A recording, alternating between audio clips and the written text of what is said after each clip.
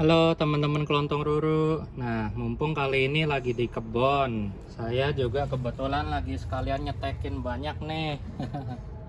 Nah, kali ini mumpung lagi di kebon, kemarin kami dapat pertanyaan bagus. Sekalian kita bisa jadiin konten untuk logika nepe ya. Nah, pertanyaannya itu kurang lebih kemarin begini. Masih ingat nggak kemarin siapa yang nanya itu? Lupa. Lupa, ntar dicek lagi deh.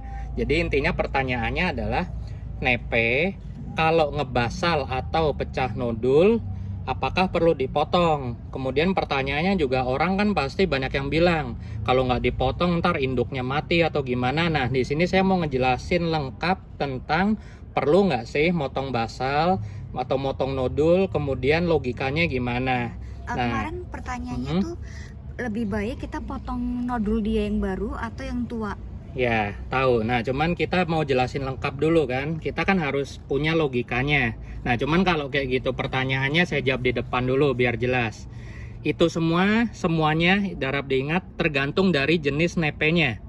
Nepe-nepe jenis lowland, ingat ya jenis lowland atau jenis highland yang memang vining. Vining itu yang langsung cepet naik ke atas. Itu biasanya keluarga toilet Sumatera itu yang highland kayak gitu. Atau keluarga pectinata, gymnam dan lainnya. Itu mereka memang diciptakan kuat untuk membentuk multiple branch atau ngeranting banyak. Nah, nepe-nepe yang seperti itu nggak perlu kita potong. Nah, cuman nepe-nepe tertentu biasanya yang jenisnya gede-gede tuh. Dan kalau dari pengalaman saya pribadi dan saya juga nanya ke teman-teman saya yang lain, Nortiana juga sifatnya gitu. Dia nggak kuat untuk mempertahankan jumlah nodul atau ranting yang banyak. Nah, biasanya makanya di Norti saya biasanya langsung potong setiap ada basal. Nah, kemudian logikanya gimana? Ini jawabannya ya, harap diingat. Kalau kalian teman-teman menanam satu nepenthes, contohnya seperti ini. Nepe yang udah gede, kalian bawa pulang, kalian tanam di tempat baru kalian. Kemudian batang ini kan tumbuh. Kemudian setelah batang ini mengeluarkan basal, basal ya, ini diingat basal, berarti basal itu di pangkal akarnya. Berarti dia menciptakan basal yang lebih bisa dan memang diciptakan untuk beradaptasi di lingkungan barunya. Jadi kalau kalian mau potong jadiin bahan setekan, kalian potonglah batang yang paling lama. Jadi intinya secara gampangnya, batang atau basal yang tumbuh dari nol di tempat kalian, itulah yang diciptakan oleh nepe untuk beradaptasi di tempat kalian. Jadi saran saya kalau memang mau dipotong, potonglah batang yang lama. Nah, tapi itu kalau basal ya. Lain ceritanya kalau tanaman yang pecah nodul. Jadi kita cari contohnya di sini.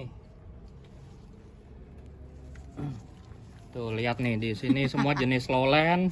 Nah, ini contoh dari pecah nodul. Kalau basal kan keluar dari pangkal akar. Sedangkan kalau ini keluar dari batang yang udah entah kemana-mana tuh. Nah, kalau gini, ini lain ceritanya. Kita jangan potong batang lamanya, tapi kita potong nodulnya ini terus kita setek ya.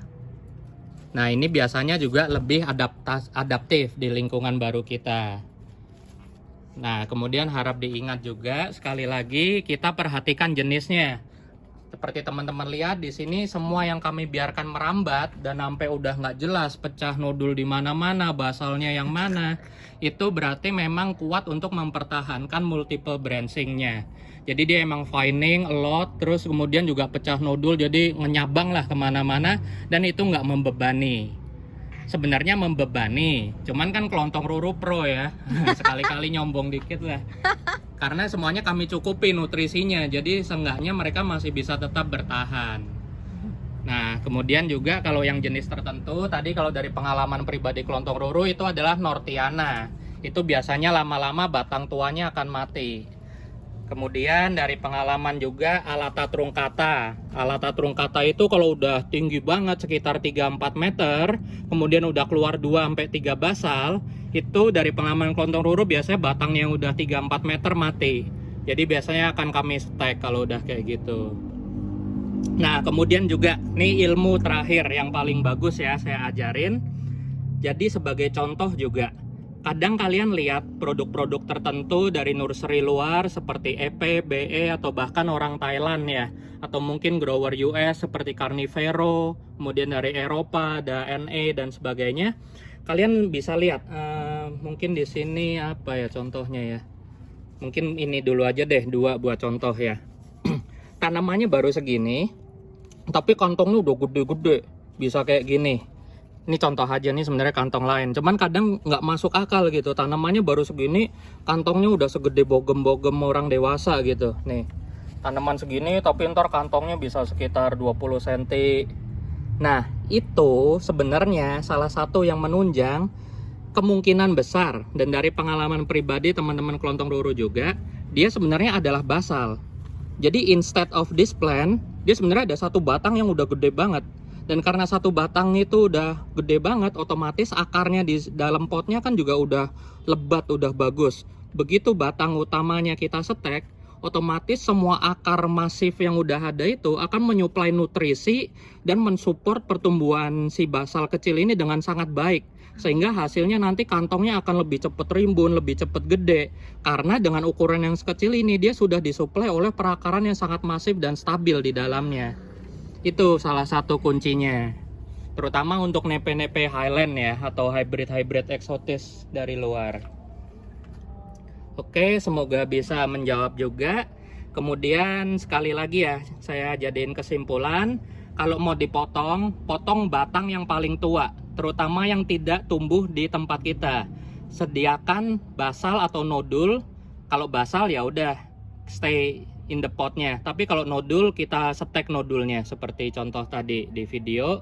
Kemudian juga cukupi nutrisinya, jadi mau beranak banyak segala macam itu juga kalian harus perhatiin nutrisinya. Kadang dia anaknya banyak segala macam tapi nggak cukup dapat nutrisi, juga bisa mati salah satu. Nah, kemudian juga kalau ada pengen tahu mati apa enggak sih kalau didiemin, yaitu tadi faktornya tergantung spesiesnya juga. Ada yang memang dia nggak kuat untuk mempertahankan branching, kemudian kecukupan nutrisinya. Kemudian jangan lupa perhatiin medianya juga. Jadi kalau medianya udah basi banget atau potnya kecil tapi tanamannya masif, basalnya banyak, itu kalian harus repot. Dari pengalaman saya, contoh kalau tanamannya kecil kayak gini, tapi basalnya udah kemana-mana, banyak banget, nodulnya juga udah pecah-pecah, kalian repot. Kalau nggak akan ada resiko mati yang sangat besar. Dan kalau pertanyaannya yang mati yang mana, itu sangat random. Kalau dari pengalaman saya, ada yang memilih mematikan batang induk utamanya. Ada juga kadang yang mati malah basalnya. Tapi secara logika, basal itu memang diciptakan untuk beradaptasi di lingkungan barunya. Jadi kalau memang tanamannya ada yang rewel kayak gitu, potonglah batang utamanya aja. Oke, sekian teman-teman. Semoga membantu ya untuk seri logika kali ini. Thank you.